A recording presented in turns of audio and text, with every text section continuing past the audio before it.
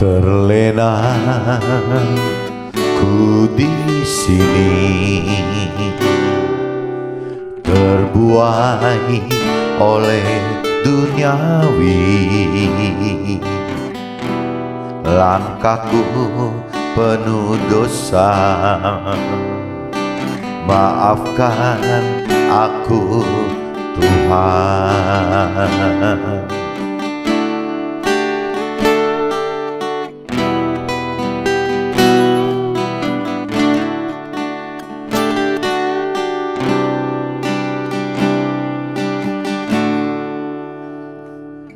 Suramnya dunia mudaku, terjerat dunia hitam.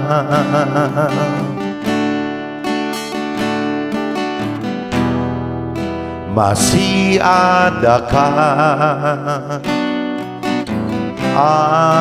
ampunanmu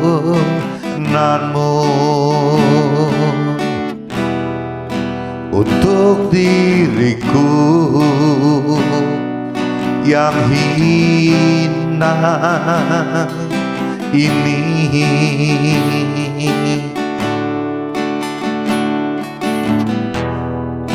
Masih adakah ampunanmu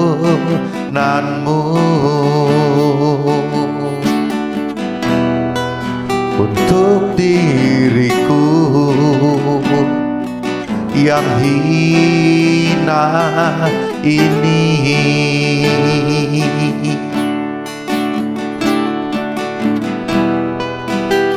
Terlena ku di sini, terbuai oleh duniawi. Langkahku penuh dosa, maafkan aku Tuhan. Suramnya dunia mudaku, terjerat dunia hitam.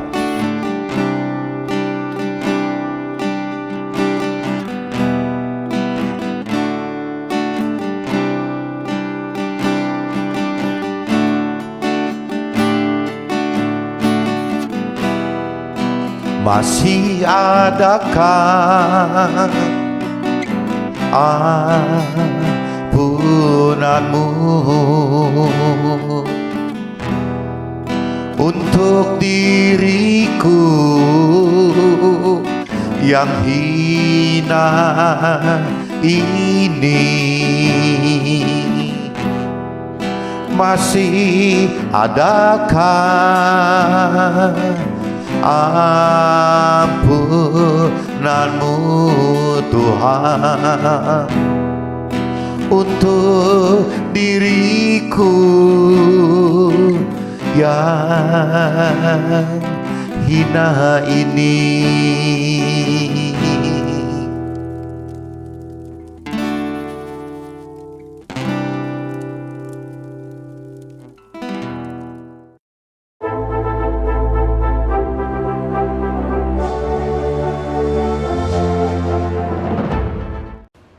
Jumpa kembali di MTT Journey Inspiration of Life. Pagi ini saya mau coba sharingkan teman-teman dengan temanya firman Tuhan adalah Tuhan Allah. Ya, maka kita harus kenal dan mengerti serta melakukan perintah peraturannya, teman-teman.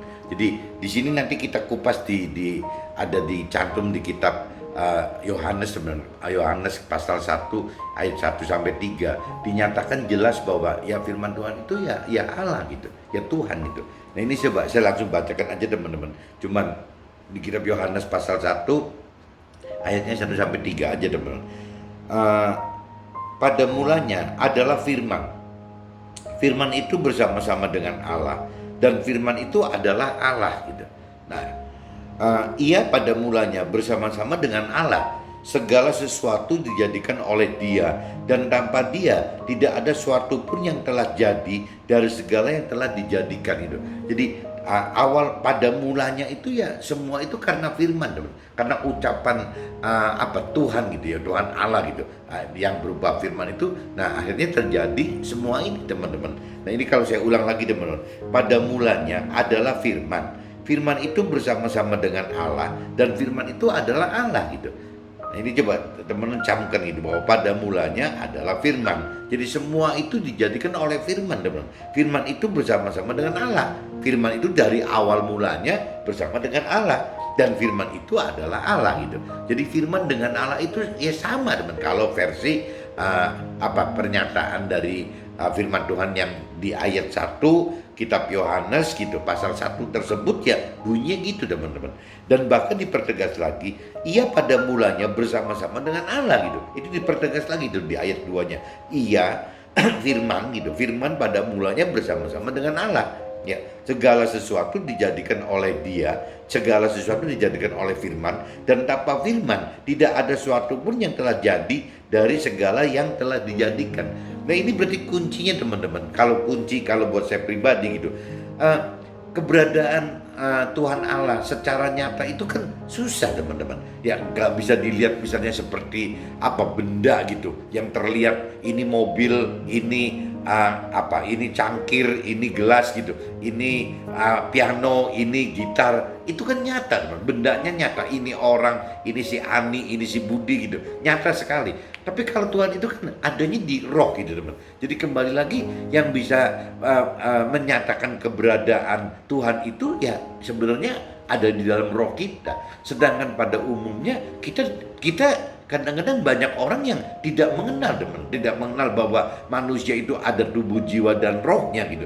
Jadi manusia pada umumnya, dunia itu hanya kenal bahwa manusia itu terdiri dari dua, teman-teman, dari tubuh dan jiwa saja gitu.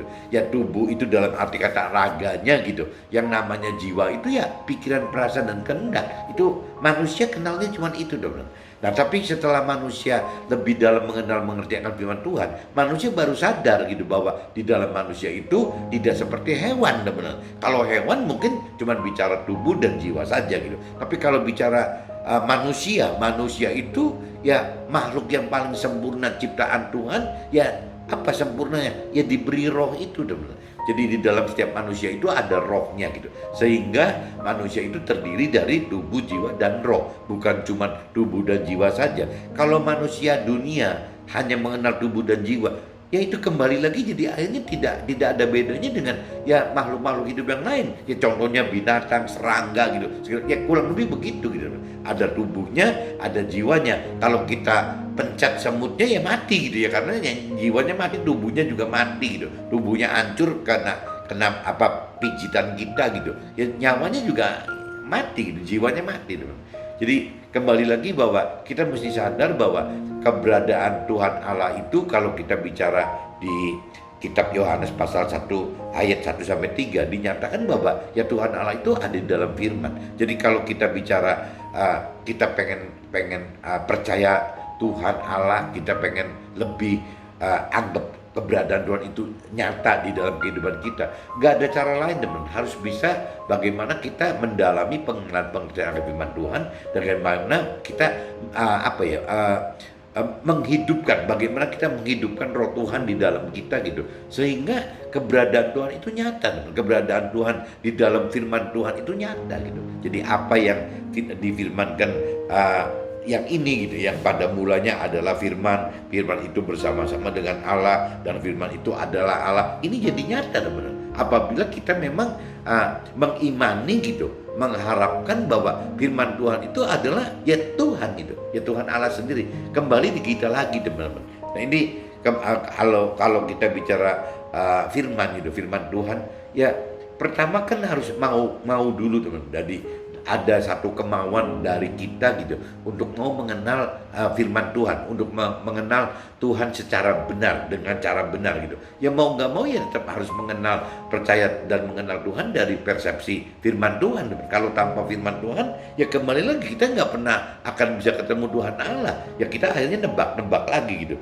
Tapi kalau kita percaya bahwa firman Tuhan itu adalah Tuhan Allah, ya bunyinya firman-Nya seperti itu, teman-teman. Pada mulanya adalah firman, firman itu bersama-sama dengan Allah, dan firman itu adalah Allah. Firman pada mulanya bersama-sama dengan Allah. Segala sesuatu dijadikan oleh firman, dan tanpa firman tidak ada sesuatu pun yang telah jadi dari segala yang telah dijadikan.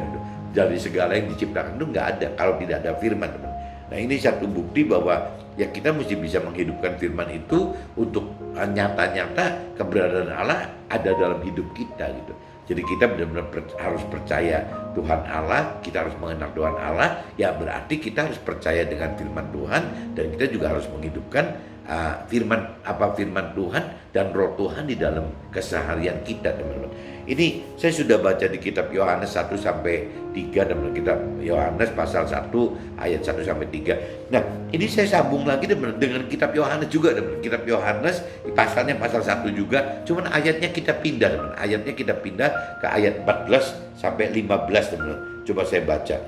Firman itu telah menjadi manusia dan diam di antara kita, dan kita telah melihat kemuliaannya, yaitu kemuliaan yang diberikan kepadanya sebagai anak tunggal Bapa, penuh kasih karunia dan kebenaran. Yohanes memberi kesaksian tentang dia dan berseru, katanya, inilah dia yang kumaksudkan ketika aku berkata, kemudian daripadaku akan datang dia yang telah mendahului aku, sebab dia telah ada sebelum aku. Nah, ini ceritanya, siapa yang mendahului Yohanes? Ya Yesus, teman-teman. Jadi kalau saya bicara dari konteksnya itu cuman secuil gitu di kelompoknya Nasrani, ya di situ dinyatakan bahwa ya Yesus itu adalah firman Tuhan gitu, sama aja gitu. Jadi satu perlambang, satu perwakilan gitu, bahwa Yesus itu oleh orang Nasrani dipercaya sebagai firman Tuhan. Nah, itu kalau bicara secara persepsi sudut pandangnya hanya dari sisi Nasrani. Tapi kalau karena teman saya banyak yang bukan cuma Nasrani, dan saya juga baru ikut Yesus itu cuma 20 tahunan, teman-teman. Berarti waktu 40 tahunan gitu, saya ini kan tidak mengenal yang namanya Nasrani, saya tidak mengenal Yesus gitu, saya tidak mengenal firman yang ada di Alkitab gitu. Ya karena saya dari umur 0 sampai 40 gitu, bahkan 47, ya saya bukan di Nasrani kok. Ya iman saya tidak ada di situ gitu. Saya lebih condong mungkin kategorinya masuk ke seperti lebih ke adat istiadat atau tradisi gitu. Jadi bagaimana adat istiadat si orang tua atau mungkin nenek kakek kita, nenek moyang kita, atau leluhur saya gitu. Ya saya cuman berpanutan di situ aja, teman-teman. Tapi setelah umur 40-an, 47, saya baru berubah. 40-an saya mulai mencari gitu. Ini hidup ini harus bagaimana sih gitu. Nah, ini saya mulai mencari gitu. Nah, terakhir ya umur 47 saya secara formality kalau istilah di Nasrani dibaptis gitu. Jadi di formality menerima Tuhan gitu, secara versi Nasrani. Nah, saya dibaptis. Nah, akhirnya saya mulai dari saat itu umur 47, saya mulai, teman-teman, mendalami pengenalan, pengertian akan firman Tuhan. Saya mulai baca firman Tuhan beberapa kali, berulang-ulang kali, beberapa kata mungkin belasan, atau ya mungkin puluh lah gitu, belasan kali. Saya coba perdalam terus gitu, apa sih firman Tuhan itu gitu. Nah, itu ternyata, teman-teman, waktu saya perdalam firman Tuhan, kalau bicara kemauan itu kan nggak bisa, teman-teman, nggak bisa kita minta Tuhan bagaimana, nggak bisa. Itu adanya di hati kita gitu. Kita tergerak nggak, kita mau nggak gitu untuk mengenal firman Tuhan. Nah, waktu kita tergerak, hati kita tergerak mengenal firman Tuhan, otomatis kan kita mulai membaca firman Tuhan gitu sampai beberapa kali khatam. Nah, setelah beberapa kali khatam, mulai ada pengertian, teman, bahwa yang namanya untuk mendapat pengertian firman Tuhan yang benar gitu dari persepsi Tuhan itu. Jadi firman Tuhan itu kalau kita anggap pengertiannya dari pikiran, perasaan, kehendak Tuhan, bukan pikiran, perasaan, kehendak kita sendiri, itu ternyata nggak bisa cuman ngandalkan kemauan, teman-teman. Jadi harus kita mampu mengerti, dan satu-satunya yang bisa membuat kita mampu mengerti itu adalah ya diajar di firman Tuhan, bahwa bagaimana caranya kita menghidupkan roh Tuhan gitu. Bagaimana kita menghidupkan roh Tuhan yang memang Tuhan sudah berikan kepada setiap kita di dalam roh kita. Dan bahkan roh Tuhan itu teman-teman, jangan dianggap roh Tuhan itu Tuhan hanya beri untuk orang Nasrani loh. Jadi Tuhan itu kalau bicara dari firman Tuhan, itu memberikan semua roh Tuhan itu ke semua manusia gitu. Ya bukan cuma Nasrani aja, semua manusia. Nah cuman kalau saya dengar dari sharing-sharing dengan teman-teman yang di Muslim, kalau di Muslim roh Tuhan ini roh, kalau di Nasrani disebutnya kan Roh Kudus gitu. Roh Tuhan itu Roh Kudus gitu. Nah Roh Kudus ini kalau di Muslim itu ada sebutannya Nur katanya teman-teman. Ya berarti kan kalau saya anggap ya hampir sama teman-teman. Nah ini kalau saya kembalikan ke yang tadi gitu, kitab Yohanes pasal 1 ayat 14-15. Saya di sini kalau bicara secara sekup Nasrani, saya bisa katakan bahwa Yesus itu tidak beda dengan firman Tuhan. Di asumsi saya seperti itu gitu. Tapi begitu kalau saya bicara universal gitu, dengan teman-teman saya di agama yang lain, di iman keyakinan agama-agama yang lain gitu, ya saya nggak bisa kategorikan bahwa firman Tuhan itu hanya Yesus gitu. Karena masing-masing mereka kan punya gitu. Mereka kan punya firman Tuhan. Jadi kadang-kadang kalau saya sharing dengan mereka, dengan teman-teman di Muslim atau di agama lain, saya selalu katakan bahwa saya tidak menyarankan teman-teman itu harus beracuan gitu kepada firman Tuhan di Alkitab. Ngapain gitu, kan beda-beda keyakinan gitu. Ya masing-masing konversikan ke dalam firman Tuhan masing-masing aja gitu. Jadi kalau saya katakan firman Tuhan di sini secara universal adalah ya sesuai dengan iman keyakinan agama masing-masing. Saya kalau udah bicara firman Tuhan, kalau untuk saya pribadi, saya bicara karena saya Nasrani, saya bicara Alkitab gitu. Ya kitab suci saya adalah Alkitab gitu. Tapi waktu saya sharing dengan teman-teman saya yang Muslim gitu, ya maksud saya dengan firman Tuhan adalah ya firman Tuhan yang ada di Al-Quran gitu. Jangan dikonversikan ke jadi Alkitab, ngapain gitu. Ya dikonversikan ke firman Tuhan aja. Saya anggap sama saja gitu. Nah begitupun untuk agama-agama yang lain teman. Ya misalnya ada Hindu, ada Buddha dan lain-lain, ya masing-masing konversi aja ke situ gitu. Toh masing-masing juga punya kitab suci gitu. Jadi maksud saya seperti itu. Jadi kalau secara universal ya saya anggap firman Tuhan itu adalah ya Tuhan Allah gitu. Sama aja gitu. Jadi keberadaan Tuhan Allah yang nyata bagi kita hidup di dunia ini satu-satunya bentuknya ya ada firman Tuhan yang di kitab suci kita masing-masing teman-teman. Jadi kalau kita bisa mendalami pengenalan akan firman Tuhan, ya berarti kita juga mendalami pengenalan akan Tuhan gitu. Ya apabila kita mengadakan kedalaman soal pengertian akan firman Tuhan, ya berarti kita juga akan mengerti gitu. Ya kedalaman mengerti akan Tuhan gitu. Nah begitupun juga waktu kita melakukan firman Tuhan teman-teman. Waktu kita melakukan firman Tuhan, ya berarti sama saja kita taat gitu, takut ya dengan perintah Tuhan. Ya kita lakukan itu gitu. Jadi kalau kita bisa hidupkan firman Tuhan sebagai Tuhan Allah gitu, seperti yang firman tadi katakan gitu, ya bahwa firman itu adalah Allah gitu, ya berarti keberadaan Allah buat hidup kita jadi lebih nyata teman, lebih real gitu, dibanding orang dunia yang belum atau tidak mengenal pribadi Tuhan dan firman Tuhan secara benar-benar mengenal gitu. Itu bedanya dengan orang dunia begitu dong. Karena orang dunia tidak mengenal, tidak mengerti ya akan pribadi Tuhan yang sebenarnya itu sebagaimana, dan firman Tuhan, perintah peraturan itu yang benar itu bagaimana. Orang dunia kadang-kadang tidak belum atau tidak mengenal sama sekali teman-teman. Nah, cuman kalau menurut saya orang-orang yang belum atau tidak mengenal Tuhan atau firman Tuhan mestinya lebih mudah teman-teman, mudah untuk bisa satu saat berubah gitu, berubah untuk lebih mengerti akan Tuhan dan firman Tuhan. Tapi yang agak repot itu kalau orang disebut orang dunia, mereka nggak mau gitu. Jadi mungkin disebutnya kalau bicara orang rohani, tapi mereka juga tidak mengenal pribadi Tuhan, tidak mengenal firman Tuhan gitu. Bagaimana?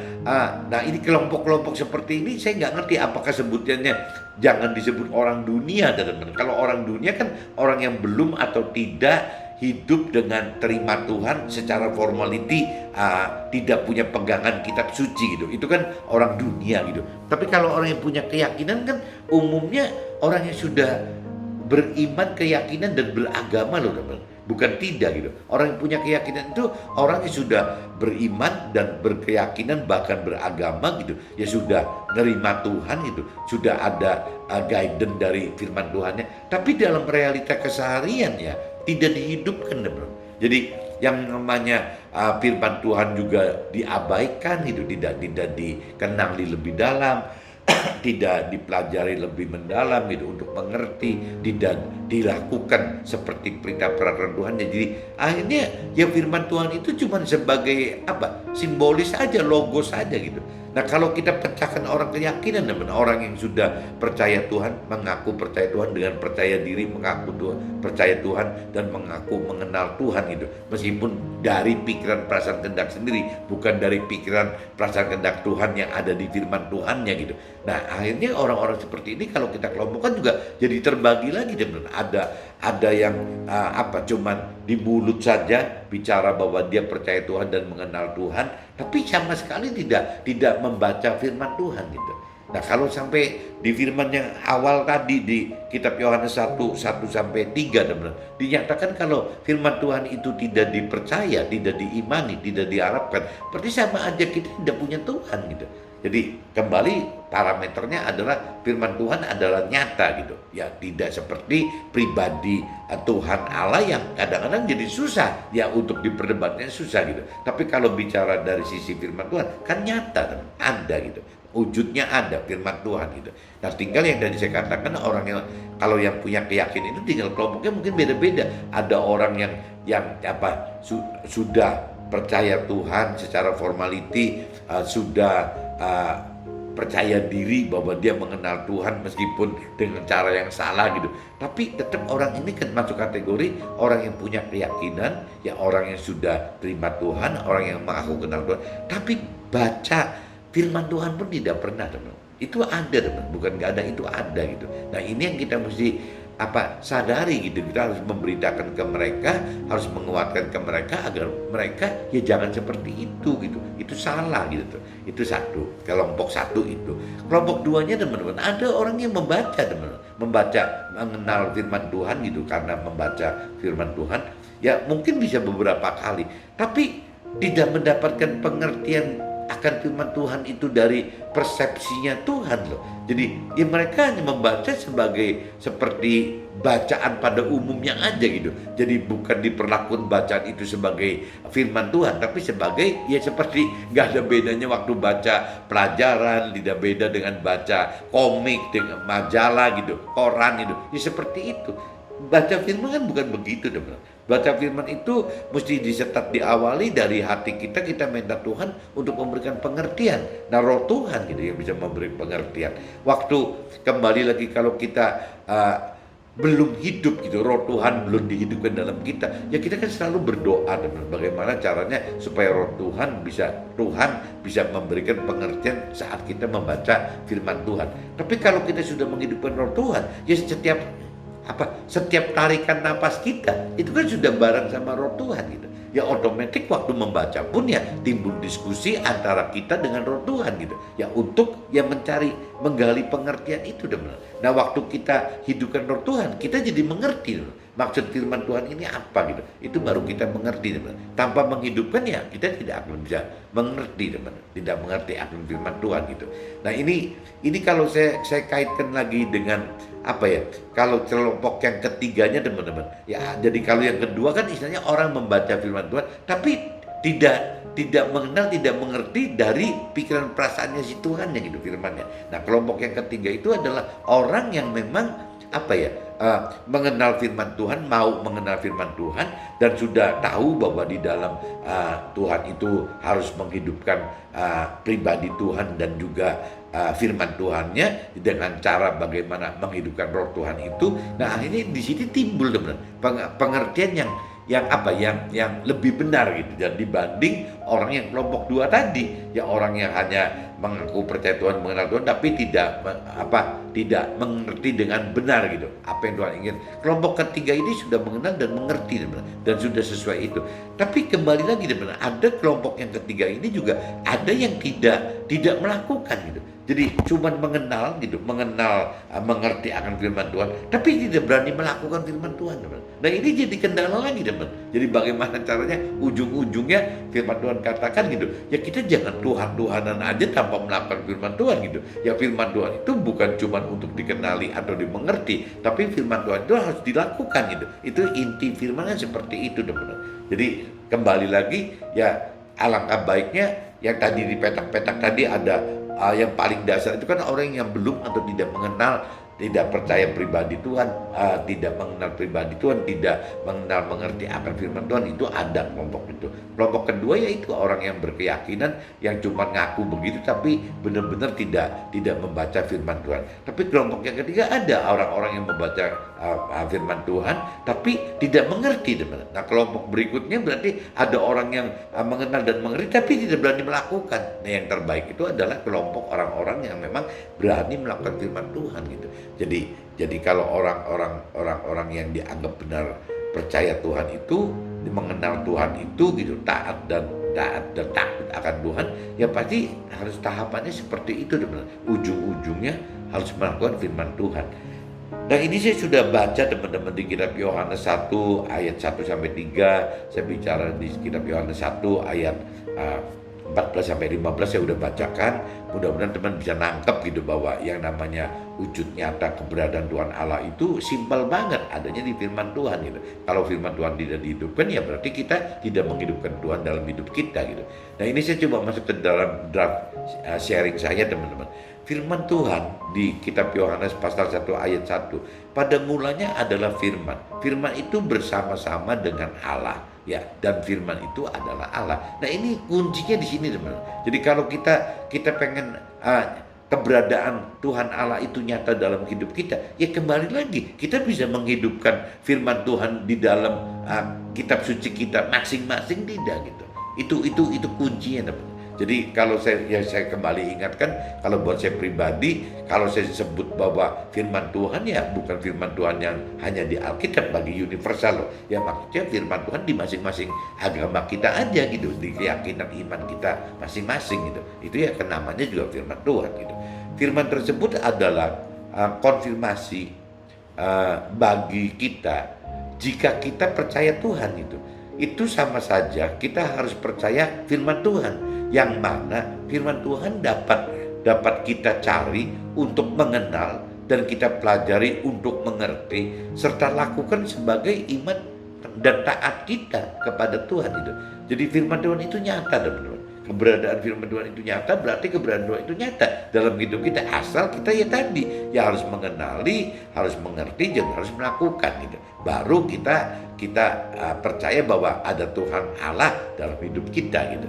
Tanpa ada pegangan yang nyata tentang Tuhan, maka akan sangat sulit kita mau mengenal serta mampu mengerti akan perintah dan peraturan gitu, serta janji-janji Tuhan dan juga rancangan serta kehendak Tuhannya gitu.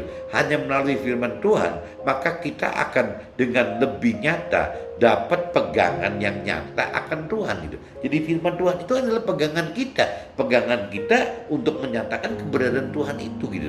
Tanpa firman Tuhan susah, nggak punya pegangan apa-apa gitu. Dengan kita dalami pengenalan, pengertian serta tingkatkan iman percaya kita kepada firman dan pribadi Tuhan, ya dengan menghidupkan ya roh Tuhan itu gitu. Jadi bagaimana kita mengenal, mau mengenal gitu firman Tuhan, ya kita harus punya kemauan. Tapi begitu kita mampu mengerti dan mampu melakukan, ya kembali lagi kita harus hidupkan roh Tuhan di dalam kita agar kita mampu mengerti, teman-teman, apa perintah peraturan Tuhan dari persepsi Tuhan loh, dari persepsinya itu bukan dari persepsinya jiwa kita, bukan dari persepsinya pikiran perasaan kita. Nah orang-orang punya keyakinan itu, teman-teman, biasanya begitu gitu. Jadi firman itu dipaksakan dengan persepsi pikiran perasaan kehendaknya jiwanya si orang-orang berkeyakinan ini gitu. Itu kan salah besar, teman-teman. Yang benar itu kan bagaimana caranya kita minta Tuhan gitu, yang memberi pengertian. Nah, pengertian Tuhan itu kalau istilah bahasa rohani di Nasraninya disebutnya rema, teman. Jadi bagaimana Tuhan memberikan dorongan bahwa firman ini maksudnya untuk ini, maksudnya gini gitu. Itu namanya rema, teman. Tapi kalau bicara firman Tuhan yang cuma dicatat begini ini, ya berarti namanya logos, teman. Logos itu maksudnya ya cuma tertulis aja gitu. Kalau cuma logos begini nggak ada bedanya, teman. Baca kitab suci beda, baca firman Tuhan dengan baca perjanjian di notaris atau kita baca majalah, nggak ada bedanya. Tapi begitu kita hidupkan roh Tuhan di dalam kita, ini firman Tuhan itu berbeda dengan ya kalimat-kalimat yang beda gitu. Karena firman ini jelas-jelas hidup gitu. Ya, di dalam firman Tuhan ini hidup gitu. Selama kita bisa ada rema. Nah, rema itu adalah menghidupkan roh Tuhan di dalam kita gitu. Nah, ini maksudnya begitu, teman-teman. Jadi bagaimana kita menghidupkan roh Tuhan saat kita bicara mau mengenal, mampu mengerti gitu, mampu melakukan firman. Itu semua terkait dengan roh Tuhan. Tanpa ada roh Tuhan kita tidak mempunyai kuasa gitu untuk mampu melakukan firman Tuhan gitu. Bagi orang-orang Nasrani dinyatakan di kitab Yohanes 1, di kitab Yohanes pasal 1 ayat 14 gitu. Firman itu menjadi manusia dan diam di antara kita. Dari kita telah melihat kemuliaannya, yaitu kemuliaan yang diberikan kepadanya sebagai anak tunggal Bapa, penuh kasih karunia dan kebenaran. Nah, ini tadi saya juga sudah jelaskan di awal gitu. Kalau dari sisi egonya Nasrani, firman itu dipersepsikan jadi Tuhan, dipersepsikan sebagai Yesus gitu. Kalau di versi Nasrani, kalau kita cuma sekedar melihat dari sisi Nasrani gitu. Tapi saya biasa tidak mau hanya ngelihat dari sisi Nasrani, saya lebih bicara dari sisi universal, teman. Jadi untuk semua. Nah, kalau untuk semua, saya lebih menganjurkan teman-teman, kalau kita bicara firman Tuhan, ya berarti bukan firman Tuhan yang tadi saya katakan di Alkitab itu, ya tapi firman Tuhan dalam arti masing-masing kompensasi ke dalam agamanya dengan iman dan keyakinan agama masing-masing aja. Kalau sebut saya firman Tuhan secara Nasrani berarti dari Alkitab itu. Tapi ya berarti konversinya, kalau teman saya yang ada di Muslim, ya konversinya berarti firman Tuhannya ada di Al-Quran gitu. Begitupun juga konversi firman Tuhan yang ada di Nasrani, di Alkitab dengan orang Hindu, ya berarti dengan kitab sucinya orang Hindu, dengan kitab sucinya orang Buddha dan lain-lain gitu, teman-teman. Jadi ya saya cuma universalkan ya istilahnya firman Tuhan gitu. Nah, cuman kalau di Nasrani ya di kitab Yohanes pasal 1:14 ya dinyatakan begitu, teman-teman, bahwa yang namanya Yesus itu mungkin kalau universal kan sebutnya Nabi Isa gitu. Jadi Nabi Isa itu adalah ya yang membawa firman gitu. Jadi firman Tuhan itu ya tidak beda dengan Tuhan Allah. Firman Tuhan itu adalah tidak beda dengan si Nabi Isa ini, dengan Yesus ini gitu. Nah, maksudnya kalau saya udah bicara universal, bukan nyebut Yesus, saya sebutnya Nabi Isa. Dan di sini kan nanti keluar, teman-teman. Ya teman-teman yang di agama Muslim ya berarti ya nabinya Nabi Muhammad gitu. Nah, saya nggak ngerti apakah kalau di Konghucu nanti nabinya Nabi Konfusius itu, Konghucu itu gitu. Saya juga nggak ngerti apakah kalau di kitab agama Buddha berarti firman Tuhannya, kitab sucinya diwakili oleh Buddha Gautama gitu. Yang Hindu juga sama. Saya kurang mengerti itu, teman-teman. Tapi kalau dari sisi Nasrani ya begitu gitu, bahwa firman Tuhan itu representatif diwakili oleh Yesus gitu. Nah, saya pikir sama gitu, apakah di agama lain juga boleh dikonversikan bahwa firman itu ya si nabinya gitu, perantaranya gitu. Jadi ya akhirnya jadi ketemu, teman-teman. Cuman saya bicarakan universal itu, umum untuk semua agama gitu. Nah, oleh karena firman tersebut sedang saya katakan secara Nasrani, Yesus itu dapat diasumsikan, nah ini saya mulai jelaskan, sama dengan firman Tuhan. Dan secara universal, karena kita hidup di dunia yang beragam, maka firman Tuhan kita konversikan gitu ke agama masing-masing. Tadi saya baru jelaskan gitu. Jadi maksudnya karena saya Nasrani, ya saya cuma katakan bahwa Yesus itu, Nabi Isa itu adalah sama aja dengan firman. Nah, sedangkan firman itu adalah dengan Allah gitu. Jadi ini kan nyambung semua, teman-teman. Jadi bagaimana Yesus menjadi perantara Tuhan Allah untuk mengajarkan dan memberitakan firman kepada setiap manusia untuk dapat keselamatan akhirat itu gitu. Nah, cuma kalau di agama lain kan masing-masing kan beda, firman Tuhannya masing-masing gitu. Nah, maksud saya di sini secara universal ya masing-masing pegang firman sendiri-sendiri aja teman-teman. Saya cuma sharingkan secara umum saja gitu. Intinya untuk kita hidup percaya dan andalkan Tuhan, kita butuh firman Tuhan di masing-masing agama kita untuk kita kenali dan mengerti serta lakukan firman-Nya teman-teman. Jadi yang paling penting itu sebenarnya itu teman-teman, bukan ribut. Kalau di dunia kan aneh gitu, orang Kristen ya kok lihat orang Muslim kenapa sih gitu kan, masing-masing juga waktu sudah memang Tuhan mengendaki kita di posisi agama apa, kita pertajam aja agamanya teman-teman. Ya saya mempertajam Nasrani gitu, boro-boro firman di Nasrani, saya boro-boro punya waktu mikirin agama lain gitu, kitab suci yang lain, nggak keburu teman-teman. Digali yang namanya firman Tuhan di dalam kitab suci kita masing-masing itu tidak pernah ada akhirnya teman-teman. Sampai kita meninggal pun firman itu tetap hidup, nggak bisa habis kita mengerti gitu. Jadi nggak ada ujungnya firman Tuhan meskipun hanya ada di satu gepok gitu, Alkitab di kitab suci masing-masing gitu. Ya kalau mungkin Muslim pakainya Al-Quran gitu, nah Tripitaka saya nggak ngerti apa gitu, yang namanya Buddha pakai kitab apa. Itu kitab itu nggak pernah bisa berakhir teman. Sampai kita meninggal, sampai turunan kita lagi turunan kita, itu kitab itu tidak pernah berakhir teman. Pengenalan, pengertian firman itu selalu hidup terus gitu. Jadi makanya dikatakan bahwa firman itu hidup ya seperti itu gitu. Jadi tidak pernah berakhir pengertiannya gitu teman. Pengenalan dan pengertian tidak akan pernah berakhir gitu. Bahkan satu ayat yang sama dalam satu pasal yang sama dalam kitab suci, kitab yang sama gitu dalam kitab suci kita gitu. Itu ayatnya bisa berubah-ubah terus, pengertian buat kita berubah-ubah terus. Jadi kalau kita bicara misalnya contohnya kita bicara kitab Yohanes pasal 1 ayat 1 gitu ya, pengertian ini tidak akan tetap, tergantung daripada kedalaman pengertian firman kita gitu. Jadi nggak bakal habis. Jadi selama kita baca kitab suci mau 1 kali, mau 10 kali, 100 kali gitu, ya selalu berubah gitu. Ya pengenalan pengertian akan firman-Nya berubah. Nah itu hebatnya firman Tuhan tuh itu teman. Beda sama cerita kalimat-kalimat yang di dunia. Kalau kalimat di dunia kan baku gitu, udah langsung artinya itu nggak bisa berubah. Tapi kalau firman Tuhan itu tidak bisa baku teman. Kembali ke pengenalan pengertian akan kitanya yang berbeda. Sama aja mungkin kalau kita umpamakan kayak fungsi misalnya pisau gitu ya. Kalau pisau mungkin kalau kita makin dewasa, ya fungsi pisau jadi segala macam bisa dipakai. Bahkan pisau itu kalau kita pisau tebal besar gitu, untuk maku aja masih bisa kok.